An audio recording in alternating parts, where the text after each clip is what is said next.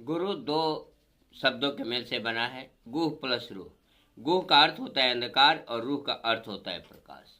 जो हमें अंधकार से प्रकाश की ओर ले जाए, जो हमें असत्य से सत्य की ओर ले जाए, जो हमारे मन की बुराइयों को दूर कर दे, जो हमारे छल प्रपंच कपट द्वेष को समाप्त करके जीव को शिव से जोड़ देता है, वह गुरु होता है। ऐसे गुरु बहुत मुश्किल से मिलते हैं। भारतीय परंपराओं में कहा गया है कि मानव के जीवन में एक गुरु होना चाहिए। गुरुमुख की परंपरा है। यहां तक कहा जाता है कि आप गुरुमुख नहीं होंगे तो आप कन्यादान नहीं कर सकते हैं, गृह प्रवेश के समय नहीं कर सकते हैं, किसी यज्ञ हवन कुंड में बैठना भी माना ही है। यहां कहा जाता है कि निगुरा की छाया यदि ईश्वर की प्रसाद पर पड़ जाए तो ईश्वर का मान नहीं होता है। शायद इसीलिए लोग प्रसाद को ढक कर ले जाते हैं।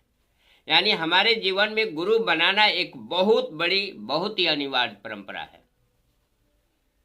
लेकिन गुरु मिलते कहां से हैं ऐसे गुरु? आजकल तो गुरु लोग एक बड़ी सी लिस्ट बनाकर रख देते हैं गुरुमुख होने के लिए। मकड़े की जाल बनाकर बैठे गए हैं। यदि कोई व्यक्ति भूल से उस मकड़े की जाल में फंस जाए तो गुरु तन मन धन का शोषण कर लेते हैं। तुलसीदास लिखे है रामायण में कि कलयुग के गुरु कैसे होंगे। गुरु बाधिर से अंध का लेखा, एक न सुनहि एक न देखा।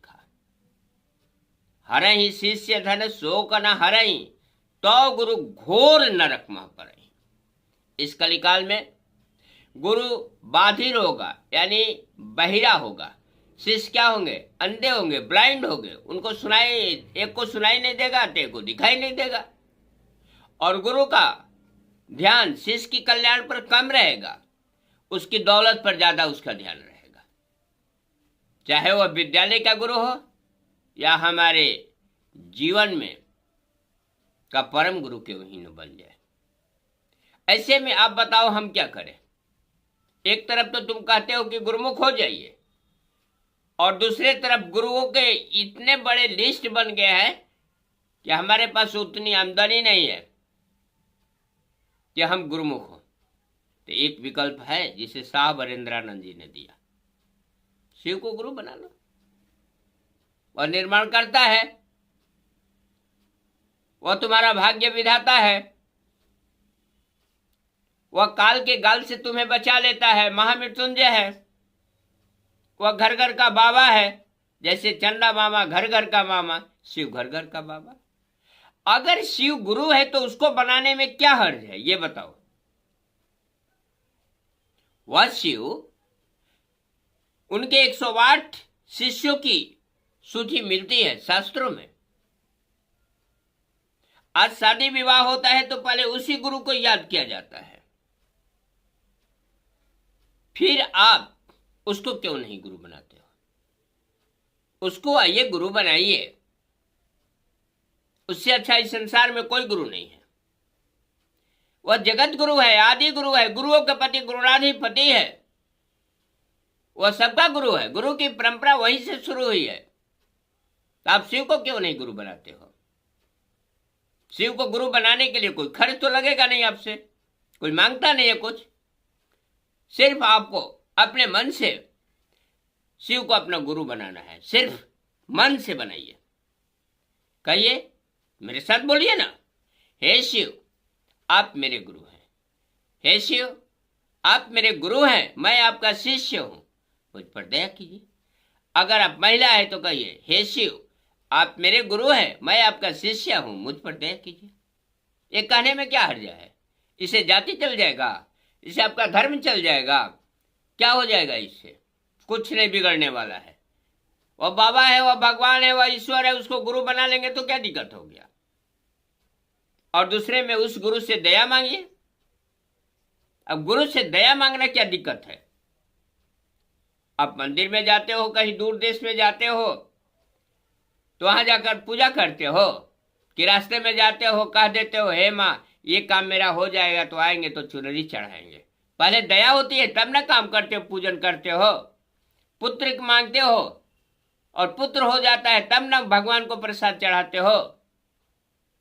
तो अपने गुरु से दया मांगो, कहो कि हे शिव आप मेरे गुरु है, मैं आपका शिष्य हूं, मुझ पर दया कीजिए। और जब वह शिव आप पर दया कर दे तो इसे लोगों से बताइए, भाई बताने में क्या दिक्कत है। डॉक्टर का दवा खाइएगा उससे आपको लाभ होगा, तो डॉक्टर के बारे में नहीं बताइएगा, दवा के बारे में नहीं बताइएगा, ये कोई बात हुआ। दूसरे की कल्याण करना मानव का धर्म होता है। इसलिए आप बताओ ना कि मैंने शिव को गुरु बनाया तो शिव ने हम पर दया किया, ये काम मेरा हो गया। और तीसरा सूत्र साहब हरेंद्रानंद जी ने दिया है, जो शिष्यों का वर्ण गुरु भ्राता है, आध्यात्मिक गुरु है, हमारे आध्यात्मिक पिता हैं। उन्होंने कहा है कि अपने गुरु को नमन करो, नमः शिवाय से प्रणाम करो। प्रारंभ में उन्होंने कहा था कि 108 बार कीजिए, लेकिन उन्होंने कहा कि आप नमन भी करते हो और घर का काम करते हो, आपका ध्यान में शिव नहीं आता है। जब वो शिव आपकी याद में आता है, जब उसके प्रति आपका ध्यान जाता है, उसी समय नमः शिवाय से अपने गुरु को प्रणाम करो। कोई माला नहीं। क्यों माला की जरूरत है? माला तो कर में फिरे, जीभ फिरे मुख माही, मनवा तो चहु दिशि घूमे, ये तो सुमिरन नहीं। तुम्हारा मन दूसरे जगह घूमेगा और तुम नमन करो ईश्वर का तो नमस्कार कबूल होगा ईश्वर का। तुम्हारा ध्यान दूसरे जगह है और तुम ईश्वर को नमः शिवाय कर रहे हो तो कबूल होगा? नहीं होगा। इसलिए पंचाक्षरी मंत्र से नमः शिवाय शिव को प्रणाम करें। याद रखें, पानी पिए छान कर और गुरु बनाए तो सोच समझ कर बनाइए। कहीं लिखा है, कहीं मैंने सुना था कहीं किसी जगह पर कि धूम्रपान गुरुवम दानम कुर्वन्ति ये नरा दातारम नरक जायति गुरुग्राम सुकरम। धूम्रपान, चरस, अफीम ये सब पीने वाले व्यक्ति को दान करने वाला चेला नरक में जाता है और गुरु गांव का सुअर होता है, क्योंकि वह शिष्य का कल्याण नहीं करता, शिष्य की बुराई को दूर नहीं करता है। तो वह परमात्मा का स्वीपर बनकर धरती पर आता है और सड़क गलियों की गंदगी को साफ करता है। इसलिए ऐसे को गुरु बनाओ जिसको न कोई दान और दक्षिणा की जरूरत है, न पूजा चाहिए, न पाठ चाहिए, न जल चाहिए, कुछ नहीं चाहिए। उससे केवल दया मांगो, दया मांगो, वो तुम पर दया करेगा। अगर दया कर दिया तो जिंदगी में बहार ही बहार है।